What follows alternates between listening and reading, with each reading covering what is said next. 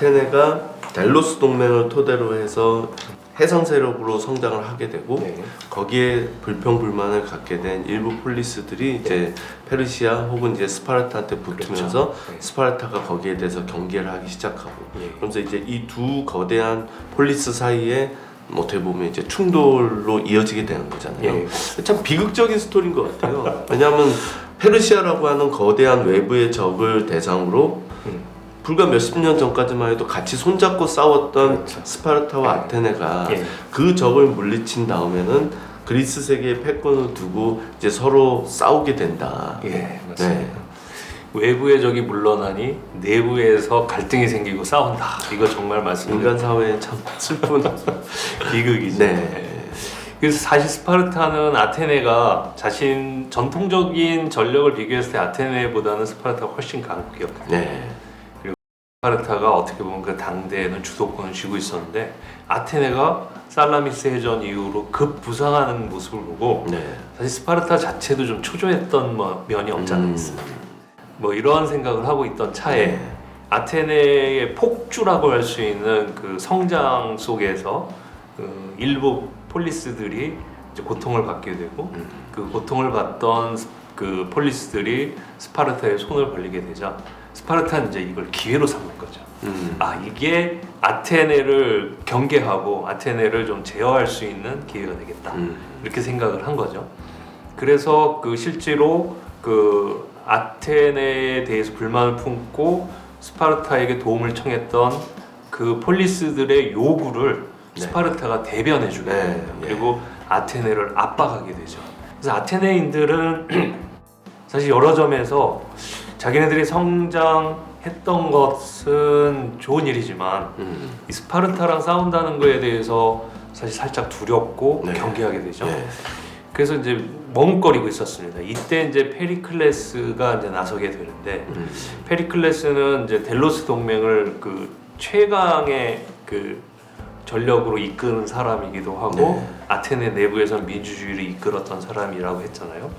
이 사람이 딱 보니까 스파르타가 저렇게 압박해올 때 여기서 아테네가 물러나면 평화로운 관계가 유지되는 게 아니라 스파르타가 점점 더 세게 압박할 것이라는 그런 걸 예감한 거죠. 한 번 양보하면 끝없이 양보해야 네. 된다. 이런 여기서 한 발 생각을 물러나면 두 발, 세 발 계속 밀려나고 그러다 보면 아테네는 다시 옛날처럼 쪼그라들 것이다. 네. 하지만 아테네 시민들은 스파르타와 싸우기를 두려워하면서 네. 협상을 했으면 좋겠다는 그런 분위기도 막 나오고 그러니까 이제 페리클레스가 그 시민들을 다 모아놓고 이제 연설을 하게 되죠. 스파르타에게 양보하면 우리는 끊임없이 밀릴 수밖에 없다. 그리고 우리가 양보한다고 해서 여기서 끝나는 게 아니고 스파르타와는 그 계속 갈등할 수밖에 없다. 이 싸움은 피할 수 없는 것이다. 네. 우리는 싸울 수밖에 없다라고 얘기를 합니다. 그러면 아테네인들은 오히려 절망하겠죠. 싸울 수밖에 없다? 그러면 우리가 패하는 게 눈에 보이는 것 같은데 우리는 전쟁을 해야만 하고 지는 것인가? 이렇게 생각할 때 페리클레스가 거기에 이제 그 마음을 읽고 그 시민들의 불안을 읽고 거기다 한 마디 더 하죠. 나한테는 스파르타를 이길 수 있는 전략이 있다. 그러니까 이제 시민들이 두려움을 내던지고 페리클레스의 말에 이제 귀를 기울이게 되는 거죠. 싸울 수밖에 없다. 그러나 이길 수 있다. 안 싸울 이유가 없잖아요. 네. 그래서 그 전략이 뭐냐 그랬더니 우리는 전통적으로 해군이 강하고 네. 스파르타는 육군이 강하니까 우리는 육군 그러니까 땅에서 싸우는 육군전 그러니까 지상전을 피하기만 하면 된다. 이러면서 그 테미스토클레스가 페르시아의 침략을 막기 위해서 쌓아놨던 성벽들이 있습니다. 네. 그걸 이제 다시 보강하면서 예를 들면 아테네의 그 둘레를 탄탄하게 성벽으로 쌓고 네. 그 아테네로부터 페레이우스 항구까지가 있는데 그 길을 이어주는 네. 성벽을 보강하게 됩니다. 지금도 가서 보면 그 왜 아크로폴리스가 보이는 그 예. 필리포스 언덕인가? 거기에서 피레우스 항구를 보면 정말 길이 다 일직선으로 그렇죠. 나 있어요. 근데 그게 옛날부터 이렇게 그렇습니다. 방벽이 있을 때부터 일직선이었다고 예, 그러더라고요. 예. 네. 그러니까 거기서부터 가장 최단 거리로 항구까지 가는 네. 길을 확보해뒀던 네. 거죠. 네. 근데 페리클레스의 전략은 거기를 탄탄하게 막기만 하면 스파르타가 아무리 쳐들어와도 우리는 막아내고 버틸 수 있다는 겁니다. 그러니까 이제 공성전이 발달하기 전이니까 창하고 방패 갖고 그렇죠. 이 성을 네. 함락시킬 수는 없다. 네. 이제 이런 생각인 거죠. 그렇죠. 네. 그러니까 스파르타가 쳐들어왔을 때 우리는 성 안에 모두 대피해서 버티기만 하면 된다는 네. 거예요. 근데 버티는 것만으로는 전쟁이 승리할 수 없잖아요. 그럼 그 사이에 그 해군력들이 속도로 페레이아스 항구에 도착해서 배를 타고 스파르타의 뒤통수를 치거나 아니면 스파르타 본국을 치는 전략을 짠 거예요. 이렇게 하면 되지 않겠느냐. 그러니까 아테네인들이 설득이 된 거예요. 아, 싸움은 피할 수 없고 싸워야 하는데 쟤네들은 지상군이 강하고 우리는 해군이 강하니까 지상군의 침략을 효과적으로 막고 해군력을 동원해서 치면 우리가 이길 수 있겠구나 라고 이제 생각을 한 거죠. 그래서 마침내 이제 전쟁이 벌어졌고 기원전 431년이죠. 네. 전쟁이 터졌고 그렇게 해서 페리클레스의 말이 맞을 줄 알았는데 그 잘 안 먹히는 거예요. 네. 거기다가 예측 불가능성이 너무 네. 네. 그리고 이제 한 번 크게 붙은 싸움이 있었는데 거기서 지니까 아테네인들이 이제 항의를 하겠죠. 뭐야, 네가 싸우자고 그러면 이긴다고 그러더니 어떻게 된 거야? 그러니까 한 번 졌다고 완전히 진 게 아니다. 우리는 잘 버텨서 계속 장기전으로 가면 이길 수 있다. 그렇게 이제 안심을 시키고 그 다음에 이제 그 새로운 전략을 짜는 순간 아주 예측할 수 없었던, 그러니까 페리클레스가 예측하지 못했던 일이 벌어지게 됩니다. 네. 뭔지 아세요?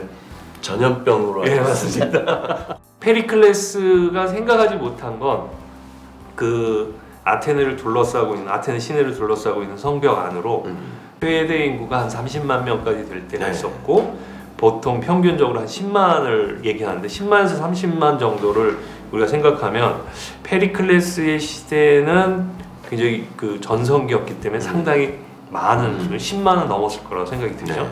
그런 인구가 그 스파르타가 쳐들어왔을 때 한꺼번에 몰려드니까 위생 문제가 생긴 거예요. 네.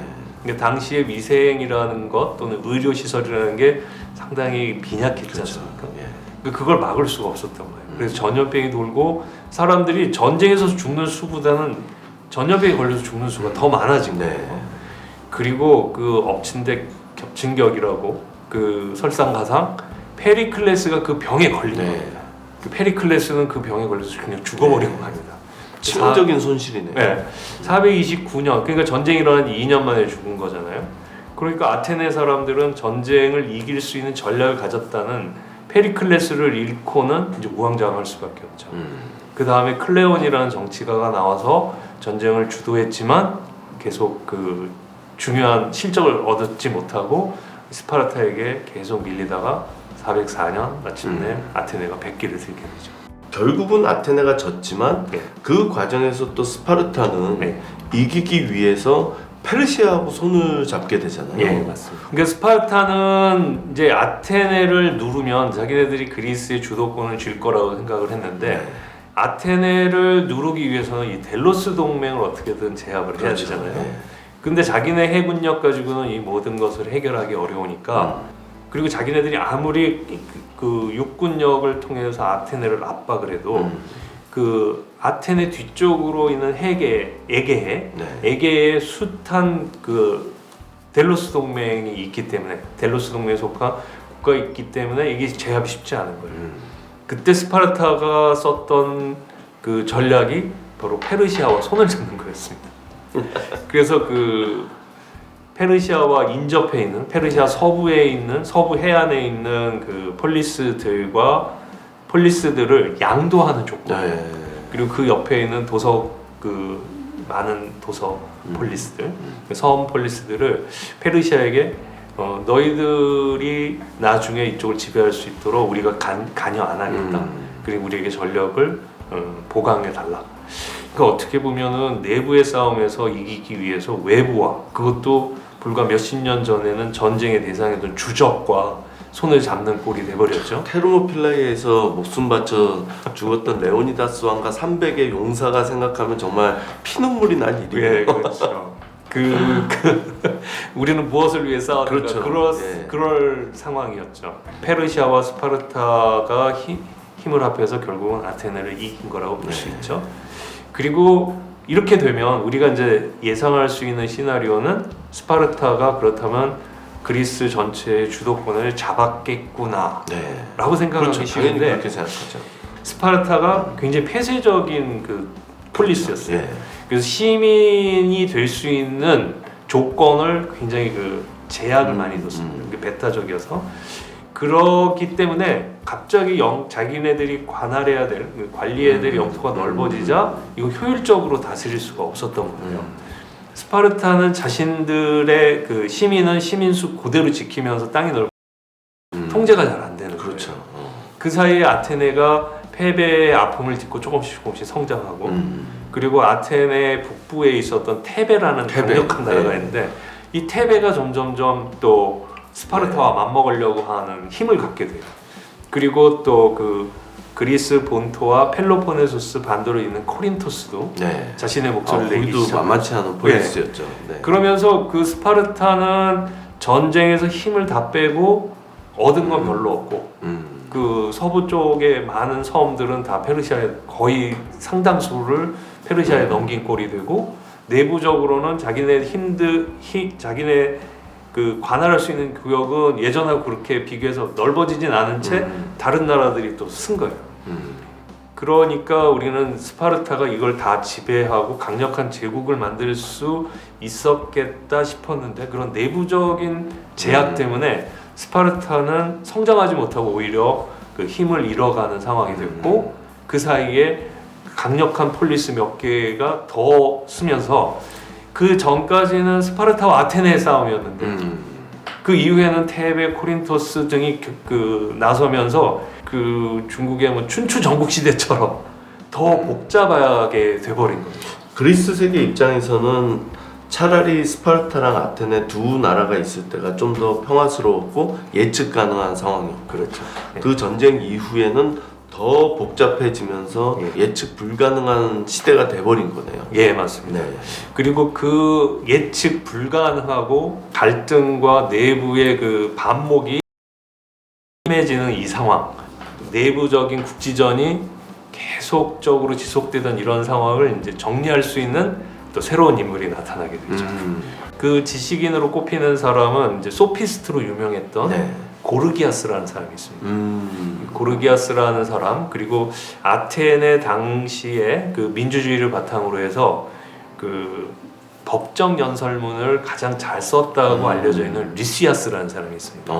이 사람들이 그 올림피아 제전이 열렸을 때 네네. 사람들이 많이 모이게 했잖아요. 그러니까 거기에 가서 우리 그리스가 더 이상 싸우지 말고 하나의 힘으로 합하자. 뭐 이런 얘기를 하게 됩니다. 그리고 이제 결정적인 얘기를 했던 사람이 바로 이소크라테스라는 사람입니다.